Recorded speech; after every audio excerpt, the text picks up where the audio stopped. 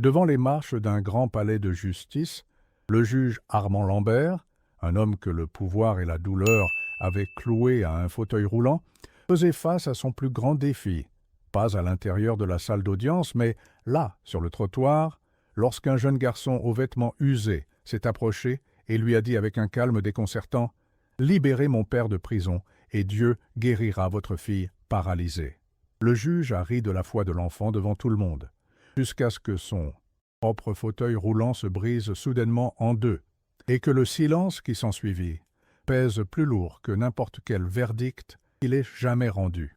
Le soleil de fin d'après-midi projetait de longues ombres sur la place du palais de justice, peignant les colonnes de marbre d'une teinte dorée et mélancolique.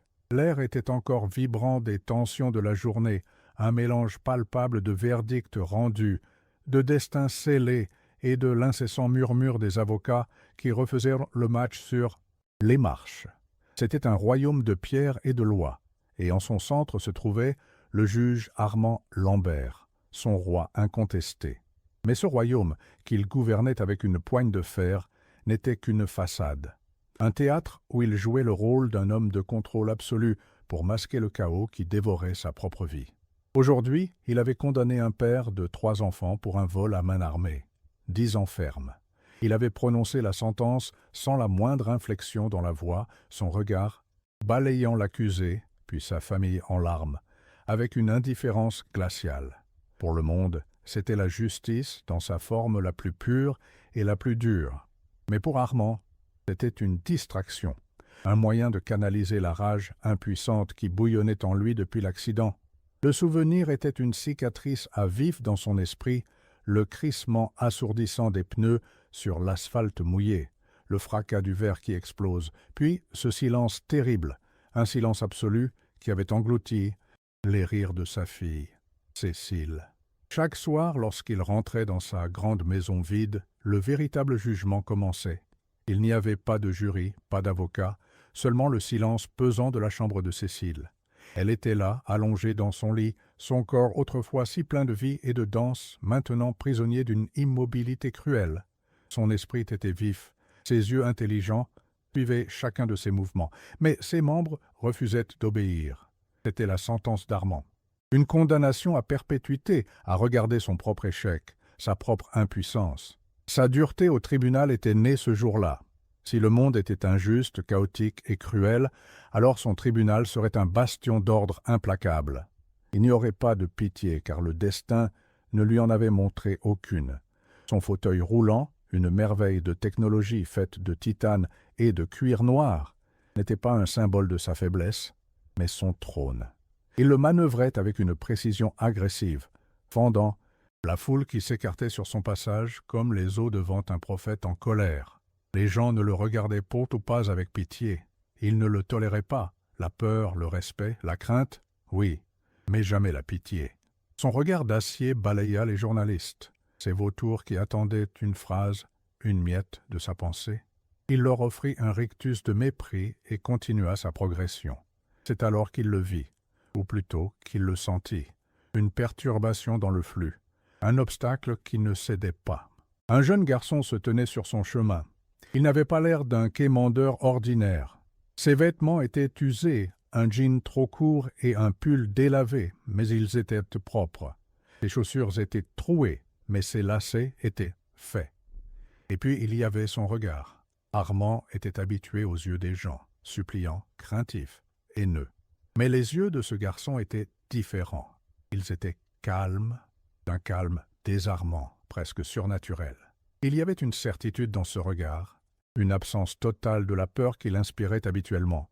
Le juge s'arrêta, son irritation montant comme une marée. Le silence se propagea autour d'eux. Les conversations s'éteignirent. Les téléphones portables se levèrent pour capturer la scène. Le grand juge de marbre, stoppé net par un enfant des rues. « Dégage de mon chemin, garçon !» gronda Armand, sa voix basse et menaçante. Le garçon ne bougea pas d'un centimètre. Il se contenta de lever la tête, ses yeux fixés sur ceux du juge. « Tu es sourd ?» insista Armand, sa colère maintenant visible. L'humiliation d'être défié publiquement était une offense intolérable. Et c'est là, dans ce silence suspendu, que l'enfant parla. Sa voix n'était pas forte, mais elle trancha l'air comme une lame de rasoir, claire et précise, portant une proposition qui défiait la logique, la loi et l'univers tout entier qu'Armand avait construit autour de lui.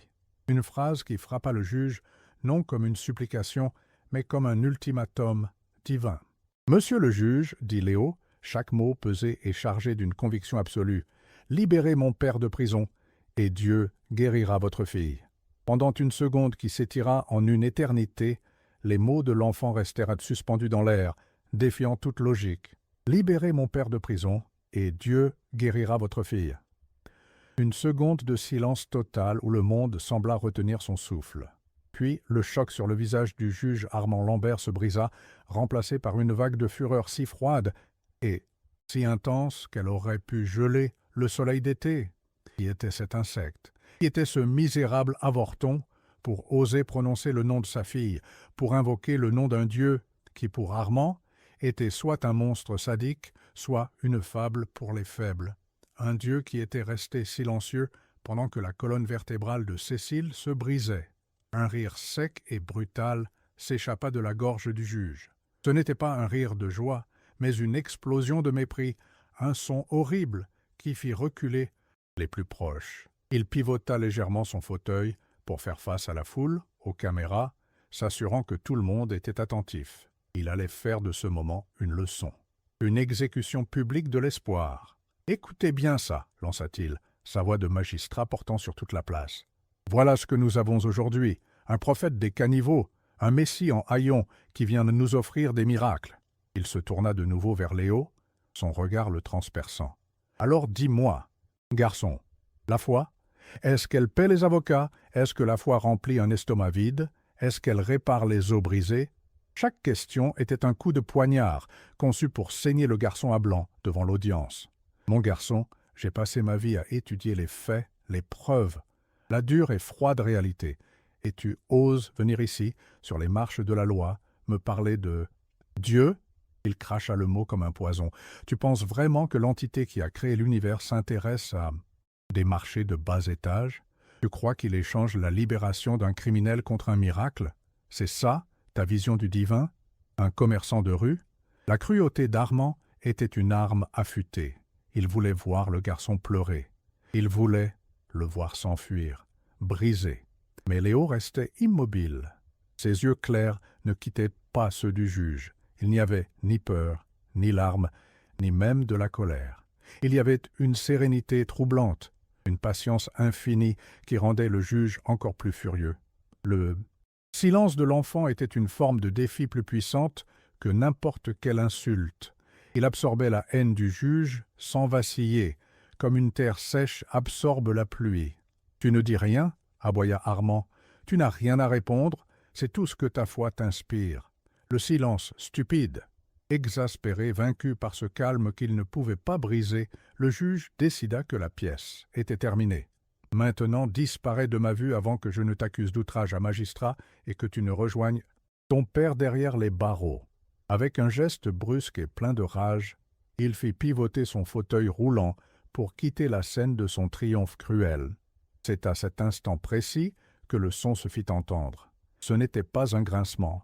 C'était un bruit sec, métallique, violent, un bruit de rupture impossible, comme un os de titan qui se brise. Le son traversa la place et figea tout le monde.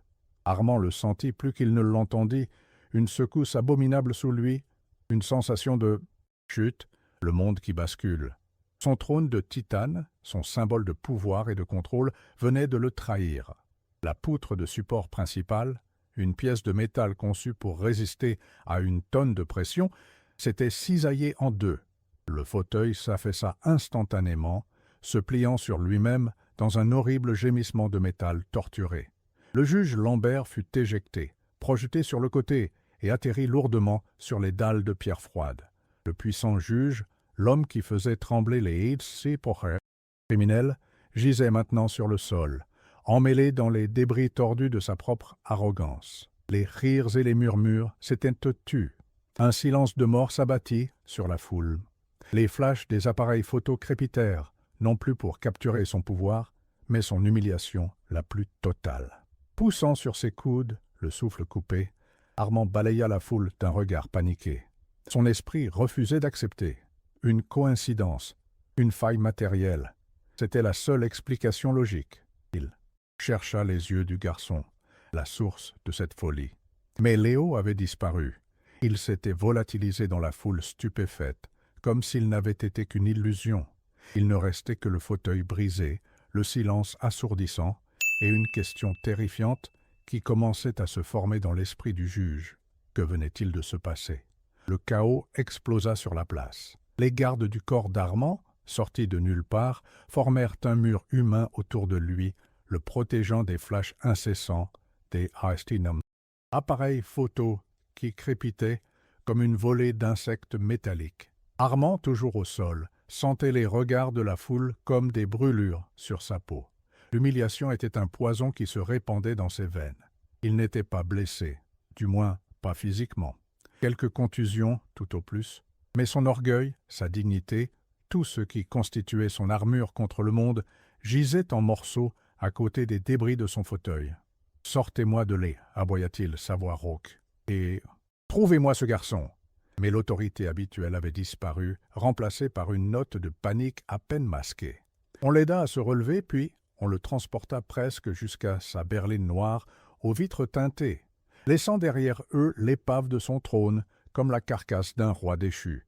À l'intérieur de la voiture, alors qu'il s'éloignait de la scène de sa disgrâce, Armand força son esprit à reprendre le contrôle. Il était un homme de logique, un maître des faits, et les faits étaient simples, un défaut matériel, une fissure de contrainte dans le titane. C'était rare, mais possible. Il allait poursuivre le fabricant, exiger des dédommagements colossaux. Il construisait un rempart de rationalité autour de l'événement, brique par brique, pour se protéger de l'alternative impensable. Coïncidence, se répétait-il comme un mantra.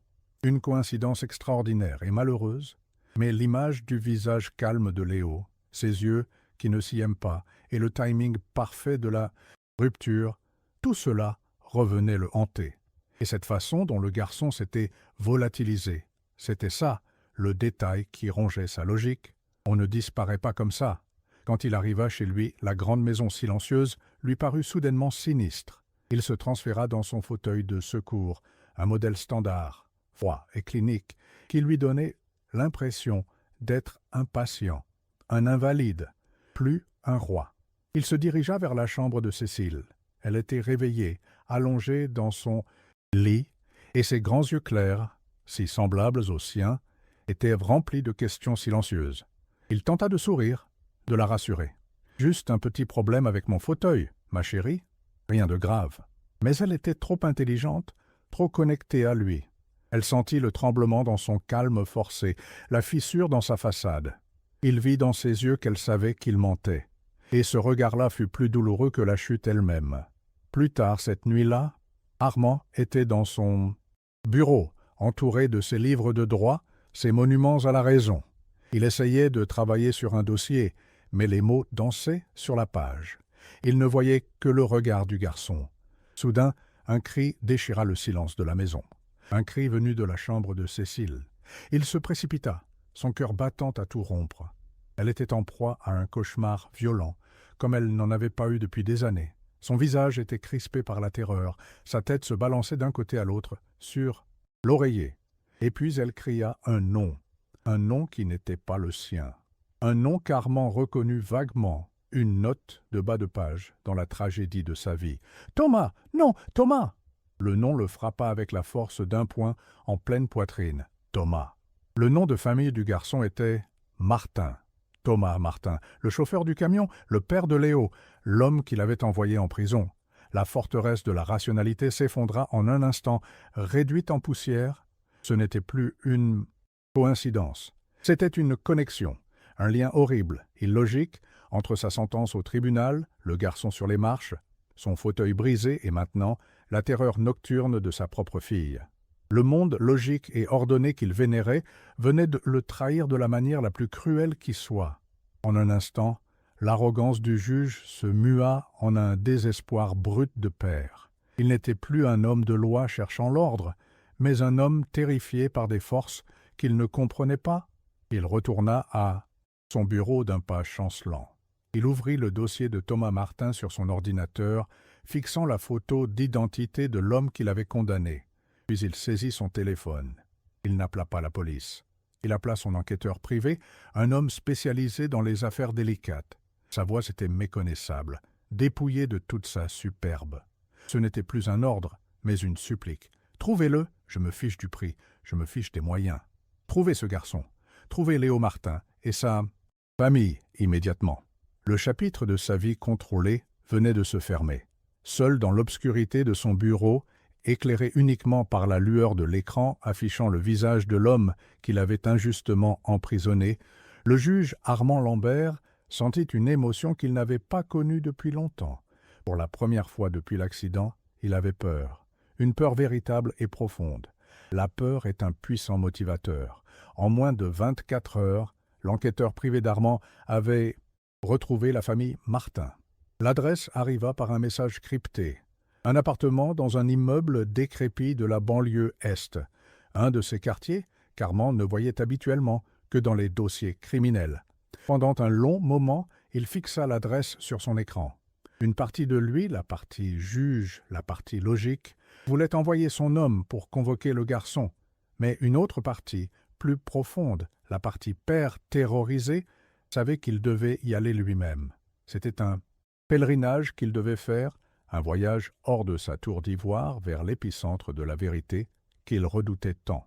Le contraste était saisissant lorsque sa voiture de luxe, silencieuse et noire, se gara dans la rue jonchée de nids de poules.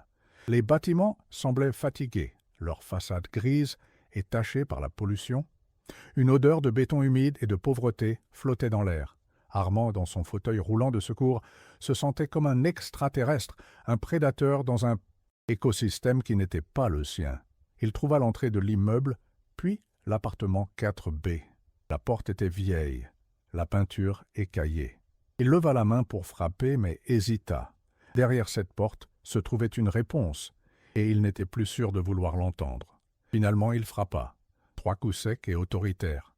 Une habitude de juge. La porte s'ouvrit sur une femme au visage épuisé, mais dont les yeux brillaient d'une force tranquille. C'était Hélène Martin, la mère de Léo. Elle le reconnut immédiatement. Il n'y eut pas de cri, pas de haine dans son regard. Juste une immense et lourde tristesse qui le désarma complètement. Derrière elle, dans la pénombre du petit salon, se tenait Léo, le regardant avec ses mêmes yeux calmes et insondables. « Juge Lambert ?» dit-elle simplement, sa voix sans surprise. « Je dois parler à votre fils, balbutia Armand, sa propre voix, d'habitude si assurée, le trahissant. « Entrez, dit Hélène en s'écartant. Le salon était minuscule, mais impeccablement propre. Armand se sentait à l'étroit, piégé. Il alla droit au but. « Pourquoi votre fils est-il venu me voir ?» Hélène regarda Léo, puis reporta son attention sur Armand. « Parce qu'il prie chaque jour pour son père. Il y a 1 semaine, il s'est réveillé et a dit que Dieu lui avait montré le chemin, un chemin qui passait par vous et par votre fille. » Le sang d'Armand se glaça. « Votre mari, c'est bien Thomas Martin, l'homme que vous avez condamné à 10 ans de prison, » confirma-t-elle, sans accuser. « Le chauffeur du camion. » Armand sentit sa gorge se serrer. « Quel est le rapport avec ma fille? Qu'est-ce que cette histoire de guérison ?» C'est là que le monde d'Armand bascula définitivement. Hélène se dirigea vers une vieille commode et en sortit une enveloppe usée. « Mon mari n'a jamais cessé de le dire. Ce n'était pas sa faute. Il a dit que votre voiture avait dévié de sa trajectoire, d'un coup. Personne ne l'a cru. Comment un simple chauffeur routier pourrait-il être cru face à un juge puissant ?» Elle posa sur la table une feuille de papier, une photocopie jaunie. Son premier avocat, avant qu'on ne soit obligé de le renvoyer faute d'argent, avait trouvé quelque chose. Un rapport de police préliminaire, dont les premiers agents arrivés sur les lieux avaient noté une chose étrange. Armand prit le papier, ses mains tremblant légèrement. Il lut les lignes, et les mots le frappèrent comme la foudre. Le véhicule du juge Lambert, modèle et année, correspond à un avis de rappel du constructeur émis 3 mois avant l'accident. Motif, défaut potentiel de la colonne de direction, pouvant entraîner une perte de contrôle soudaine. Le rappel, il s'en souvenait maintenant. Une lettre qu'il avait reçue, qu'il avait jugée sans importance, une nuisance, trop occupé, trop important pour s'occuper d'une simple formalité mécanique. La vérité l'envahit, une nausée glaciale et paralysante. L'accident, la voiture qui dévie, ce n'était pas Thomas Martin. C'était lui, sa négligence, son arrogance. Il avait paralysé sa propre fille. Il s'était mis lui-même dans ce fauteuil. Et pire que tout, il avait laissé sa douleur et sa rage le transformer en monstre, blâmant et détruisant la vie d'un homme innocent pour couvrir sa propre faute insupportable. Il n'était pas la victime de cette tragédie. Il en était l'unique et monstrueux architecte. Il leva les yeux du papier, anéanti. Il regarda Hélène, puis Léo. Il ne vit aucun triomphe dans leurs yeux. Il ne vit qu'une profonde compassion, une tristesse partagée pour l'homme brisé qu'il était devenu. Le poids de sa culpabilité était une chose physique, écrasante, qui lui volait son air. Il était venu ici chercher une explication, un moyen de reprendre le contrôle. Il avait trouvé sa propre condamnation. Il n'était plus un juge. Il était un criminel, et il comprit soudain avec une clarté terrifiante qu'il n'était pas venu pour obtenir une guérison. Il était venu pour être jugé. Armand Lambert resta assis dans le petit salon, le papier tremblant entre ses doigts. Le bruit de la rue, les voix des voisins, tout s'était estompé pour laisser place à un silence assourdissant dans son esprit. C'était le silence de la mort de l'homme qu'il avait cru être. Le juge de marbre venait de se fissurer de l'intérieur, et la poussière de son ego se répandait sur le sol de cet appartement modeste. Chaque verdict sévère qu'il avait rendu, chaque discours sur la responsabilité et l'intégrité, chaque regard de mépris qu'il avait jeté au criminel, tout cela lui revenait maintenant comme un boomerang empoisonné. Il n'était pas un pilier de la justice, il était une fraude, une coquille vide dont la seule fonction avait été de cacher un secret si monstrueux qu'il avait préféré détruire la vie d'un autre homme plutôt que de l'affronter. Son identité s'effondrait.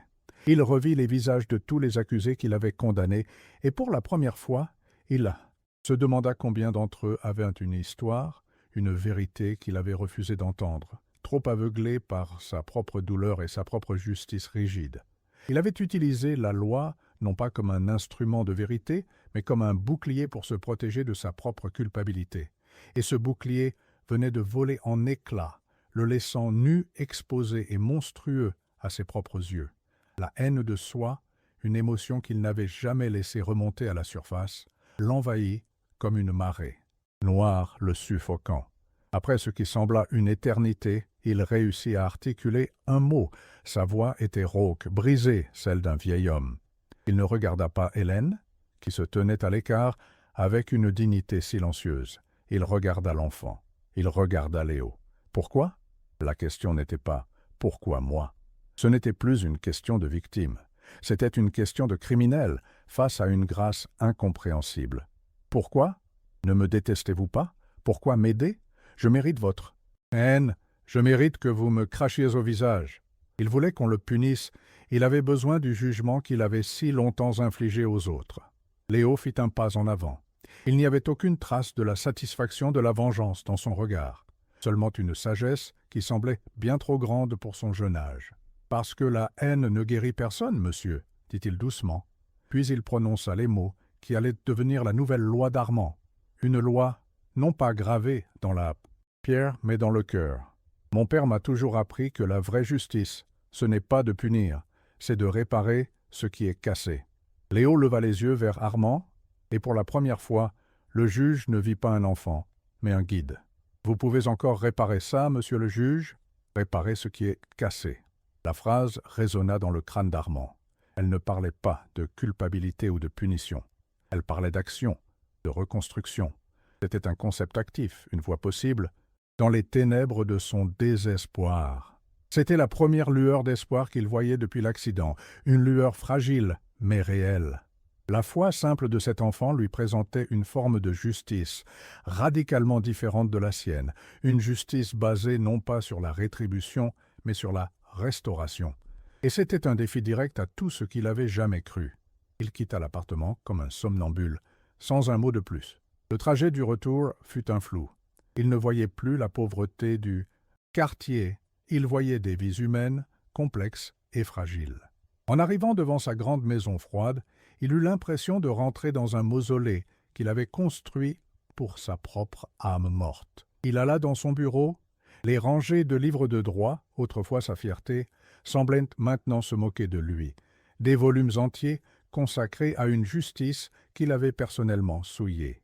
Il s'assit dans l'obscurité, la photocopie froissée posée sur le bois précieux de son bureau, tel un serpent mort. Les mots de Léo tournaient en boucle dans son esprit. « Vous pouvez encore réparer ça ?» Un choix terrifiant se présentait à lui, clair et brutal. Il pouvait brûler ce papier, étouffer le secret et laisser Thomas Martin pourrir en prison, vivant le reste de sa vie avec ce poison dans l'âme. Ou il pouvait essayer de réparer. Mais réparer signifierait sa propre destruction, la fin de sa carrière, de sa réputation, de sa liberté peut-être. Ce serait un suicide social et professionnel. Il fixa son téléphone, l'instrument de son pouvoir. Il savait quel appel il devait passer.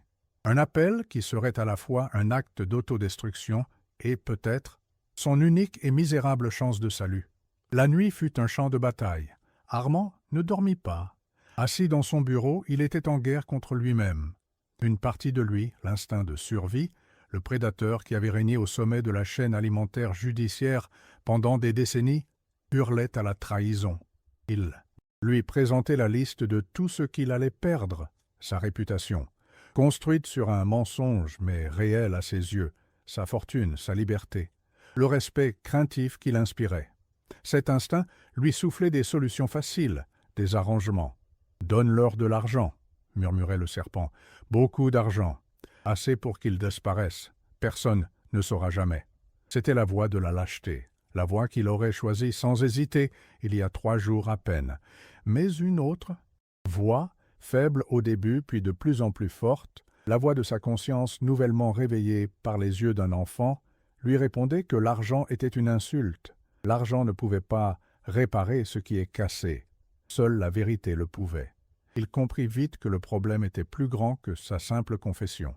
Il ouvrit son ordinateur portable, ses doigts parcourant le clavier avec une nouvelle urgence. Il ne cherchait plus des lois, mais des hommes.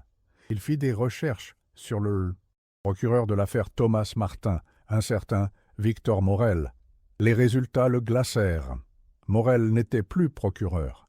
Il était maintenant un homme politique, en pleine ascension, candidat au poste de ministre de la Justice. Toute sa carrière, toute sa plateforme publique était bâtie sur une image d'intransigeance, de tolérance zéro face au crime. La libération de Thomas Martin ne serait pas seulement un revers judiciaire.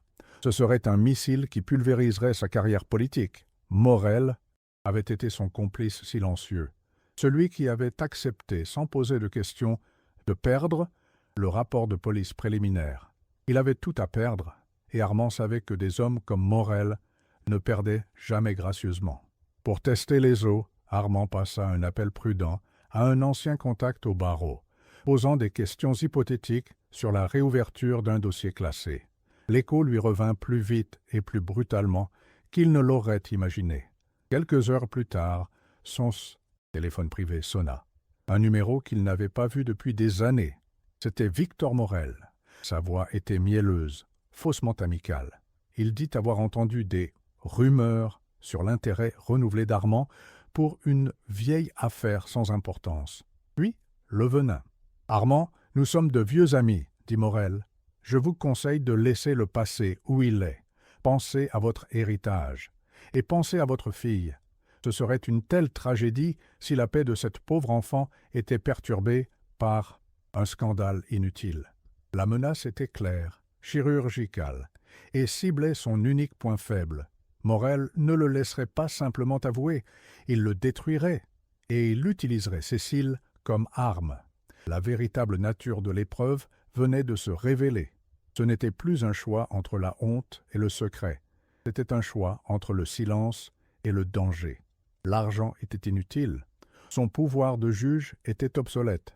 La seule arme à sa disposition était la vérité, mais l'utiliser revenait à faire exploser une bombe sur laquelle il était assis. La peur revint, froide et paralysante. Mais cette fois, quelque chose était différent. Il se dirigea vers la chambre de sa fille et la regarda dormir. La voir si fragile, si innocente dans tout ça, ne nourrit pas sa peur, mais sa détermination. Quel genre de père serait-il s'il se couchait devant un homme qui menaçait son enfant? La vraie force n'était pas de condamner les autres depuis une position de pouvoir, mais d'avoir le courage d'affronter les conséquences de ses propres actes pour protéger ce qui compte vraiment. Il retourna dans son bureau. La guerre était terminée. La décision était prise. Sa main ne tremblait plus lorsqu'il saisit le téléphone. Il n'appela pas un avocat pour trouver une faille, ni un journaliste pour orchestrer une fuite. Il appela la seule personne qui avait le droit d'entendre sa décision en premier.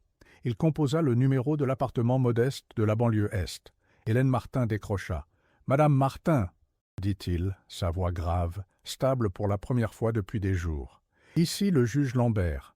J'ai pris ma décision. Je vais tout avouer, mais j'ai besoin de votre aide. Il y a un homme puissant, qui fera tout pour nous en empêcher. Je ne peux pas faire ça seul. » Le juge ne donnait plus d'ordre. Pour la première fois de sa vie, il demandait de l'aide. Il venait de forger une alliance avec ses victimes. L'épreuve finale de son caractère avait commencé. Leur rencontre eut lieu sur un terrain neutre, un petit parc balayé par le vent, à mi-chemin entre le monde d'Armand et celui des Martin. Léo était là, silencieux, près de sa mère. Armand, sans préambule, leur exposa toute la vérité, y compris la menace à peine voilée de Victor Morel. Il expliqua qu'une simple confession de sa part serait trop facile à discréditer. Morel le peindrait comme un homme brisé par le chagrin, un fou manipulé. Ils avaient besoin de plus. Ils avaient besoin d'une vérité si puissante qu'aucun mensonge politique ne pourrait l'étouffer. Le plan se dessina de lui-même, une conférence de presse, sur les marches du palais de justice. Et Hélène et Léo seraient à ses côtés. Leur présence digne et silencieuse serait le cœur émotionnel, la preuve vivante qu'aucun spin doctor ne pourrait démentir. Hélène, après un long silence, hocha la tête. « Nous serons là, dit-elle, sa voix ferme. Dès que le bureau d'Armand annonça officiellement la conférence de presse, la contre-attaque de Morel fut immédiate et vicieuse. Il ne pouvait pas s'en prendre directement au juge. Alors il visa la source de sa folie. Un article sordide parut dans un tabloïd, titrant « Un juge en deuil, proie d'une famille de criminels sans scrupules ». L'article dépeignait les Martin comme des prédateurs, utilisant leur fils pour extorquer de l'argent à un homme vulnérable. Il exhumait de vieilles amendes et de fausses accusations pour peindre Thomas Martin en délinquant multirécidiviste. C'était une tentative calculée de salir leur nom avant même qu'Armand ait pu ouvrir la bouche. En lisant l'article, Armand sentit une vague de sa vieille fureur monter en lui, immédiatement suivie par une culpabilité écrasante. Il avait attiré cette tempête de boue sur eux. Il appela Hélène, prêt à tout annuler pour les protéger. « Je vais le faire seul, dit-il, je ne peux pas vous imposer ça. » Mais la réponse d'Hélène le stupéfia par sa force. « Non, monsieur le juge, mon mari est un homme bon. Nous avons vécu dans l'ombre et la honte assez longtemps. Nous ne nous cacherons plus. Nous serons là, avec vous. La vérité doit être dite, ensemble. » Son courage éteignit les dernières braises de la peur d'Armand.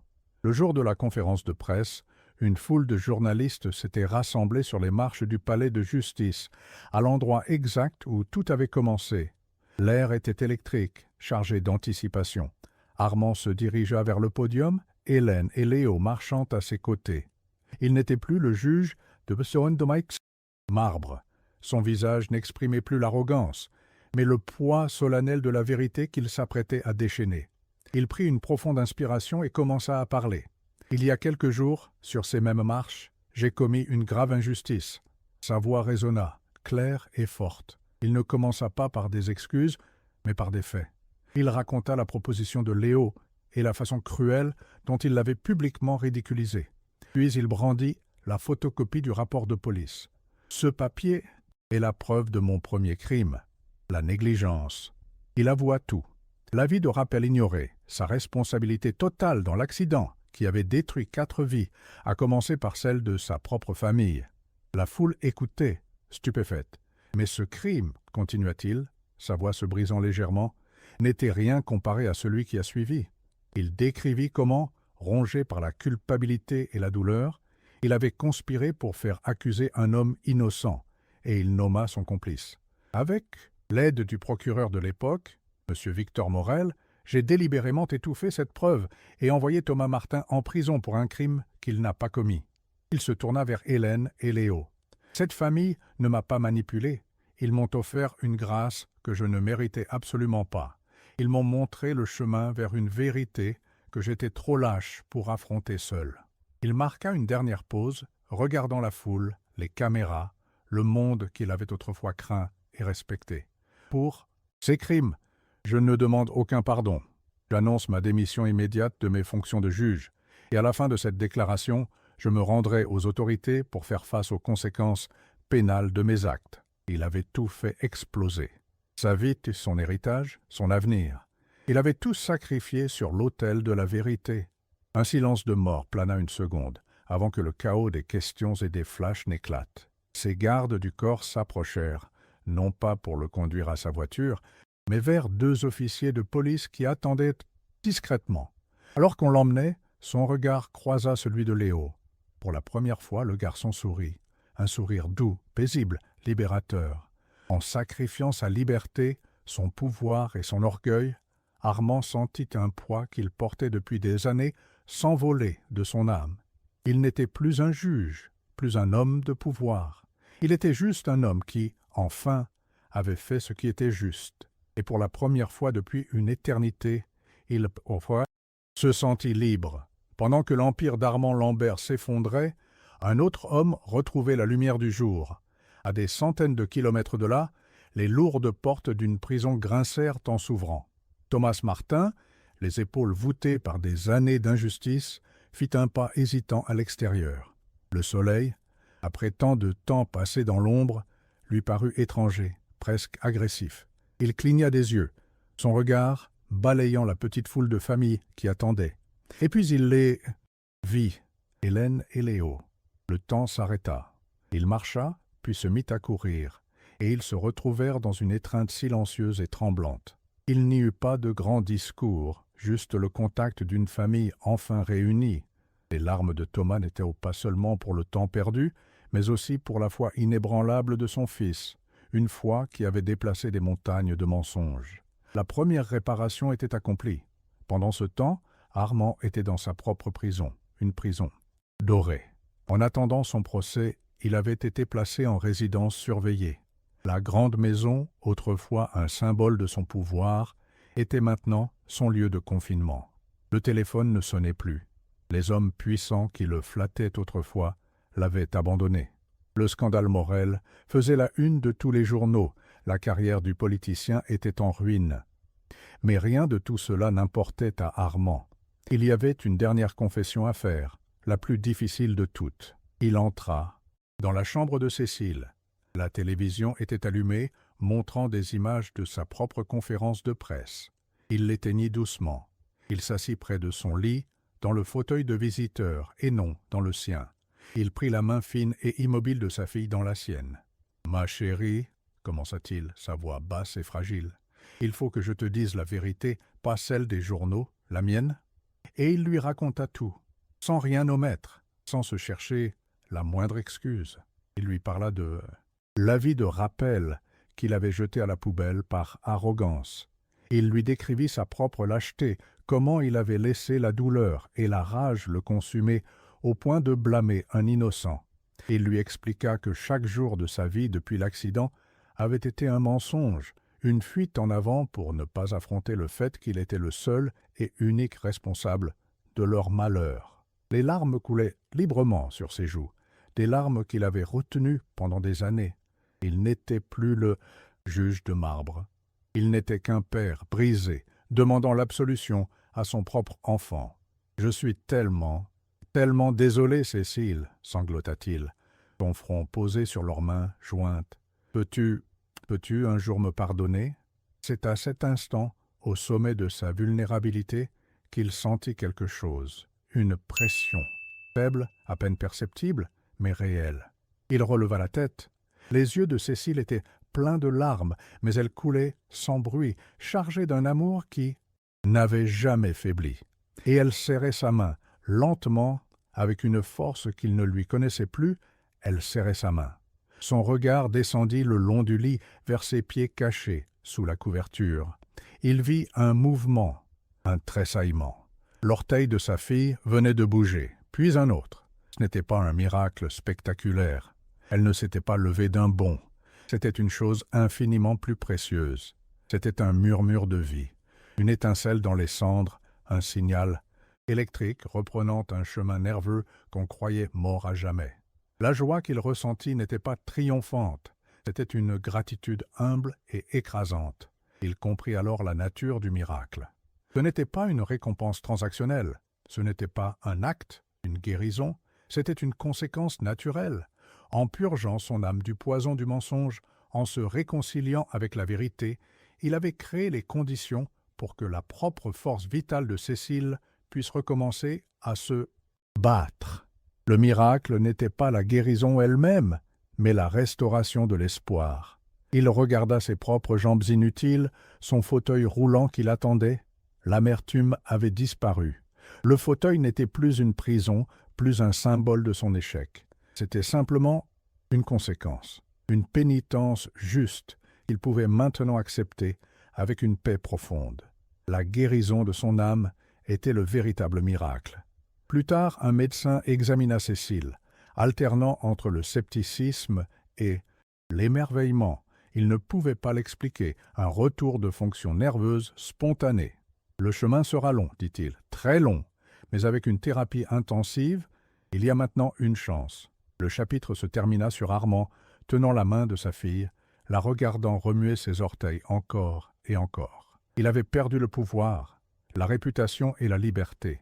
Mais en retour, l'univers, ou Dieu, ou la simple justice de l'existence, lui avait rendu la seule chose qui avait jamais vraiment compté, un avenir pour son enfant. Un an plus tard, le monde avait continué de tourner. Le scandale Lambert-Morel s'était estompé des gros titres, remplacés par de nouvelles tragédies et de nouvelles corruptions. Pour ces crimes, Armand n'avait pas été emprisonné. Compte tenu de sa condition physique et de sa coopération totale, il avait été condamné à des travaux d'intérêt général et radié du barreau à vie. Sa fortune avait fondu, absorbée par les frais de justice et les réparations versées à l'État et à la famille Martin. Le grand manoir avait été vendu. Il vivait maintenant dans un appartement modeste, adapté à ses besoins, où la seule opulence était la lumière du soleil qui entrait par la fenêtre. Le juge de marbre était mort et enterré. Seul restait un homme du nom d'Armand. La véritable transformation, cependant, se mesurait en pas. Des pas lents, douloureux et hésitants. Dans une salle de physiothérapie, Cécile, le visage perlant de sueur, se tenait debout entre deux barres parallèles. Elle souleva un pied, puis l'autre, son corps tremblant sous l'effort. Chaque pas était une victoire, une montagne déplacée par la pure force de sa volonté. Armand était là, comme chaque jour, non pas comme un juge observant une procédure, mais comme un père émerveillé par la force de son enfant. Il n'y avait plus d'impatience dans son regard, seulement un amour et une fierté infinie. Le miracle n'avait pas été un coup de baguette magique, il avait ouvert une porte. C'était à ça, Cécile de la franchir. Et elle la franchissait, pas après pas. Armand, lui aussi, avait trouvé un nouveau chemin. Avec le peu d'argent qui lui restait et l'aide inattendue de Thomas Martin, il avait créé une petite association, la Fondation Justice et Vérité. Leur bureau était une petite pièce encombrée au-dessus d'un magasin, mais leur mission était immense, offrir une aide juridique gratuite à ceux qui, comme Thomas, auraient pu être broyés par les rouages d'une justice aveugle. Leur partenariat était la plus grande preuve de la rédemption. Thomas, avec son bon sens et son expérience de l'injustice, et Armand, avec sa connaissance intime des failles du système, formaient une équipe redoutable. L'amitié improbable qui était née entre le juge déchu et sa victime était un miracle plus discret mais bien plus profond que la guérison d'un corps. Un soir, Armand donna une conférence. Pas dans un grand amphithéâtre, mais dans une salle communale devant une poignée d'étudiants en personnel de droit. Il ne parla pas de jurisprudence, il raconta son histoire de chute, de honte et de réparation. Il leur parla de la différence entre la loi et la justice, entre le pouvoir et l'intégrité. Il était devenu un témoignage vivant, non seulement des dangers de l'arrogance, mais aussi de l'espoir qu'il n'est jamais trop tard pour réparer ce qui est cassé. Assis au fond de la salle, Léo écoutait. Il n'était plus un guide mystique, juste un garçon qui regardait son père et son nouvel ami avec un sourire tranquille. La scène finale de cette histoire ne se déroule pas dans un tribunal, mais dans un parc baigné de soleil. Armand pousse le fauteuil roulant de Cécile. Elle est fatiguée de sa séance de thérapie, mais elle rit. Il ne parle pas du passé, il parle de l'avenir, de la couleur pour repeindre sa chambre, d'un film qu'elle veut voir. Une conversation normale, pleine d'amour. Thomas, Hélène et Léo les rejoignent. Ils ne sont plus deux familles brisées, mais une seule, réunie par un lien de pardon et d'amitié. Léo court pour chasser des pigeons, et son rire flotte dans l'air. Armand Lambert n'a jamais retrouvé l'usage de ses jambes. Certaines blessures sont permanentes, mais il a appris à marcher d'une autre manière. Il a perdu son pouvoir, mais il a trouvé sa raison d'être. Il a perdu son royaume de marbre, mais il a retrouvé son âme. En regardant Léo jouer, un sourire authentique et paisible illumine son visage. Le véritable miracle n'était pas de se relever d'un fauteuil, mais de trouver la paix en y restant assis. Si vous avez aimé ce contenu, n'oubliez pas de vous abonner à la chaîne pour voir plus de vidéos comme celle-ci. Laissez votre like pour nous soutenir et activez les notifications pour ne rien manquer. Cela nous aide à continuer à créer le meilleur pour vous. À la prochaine vidéo.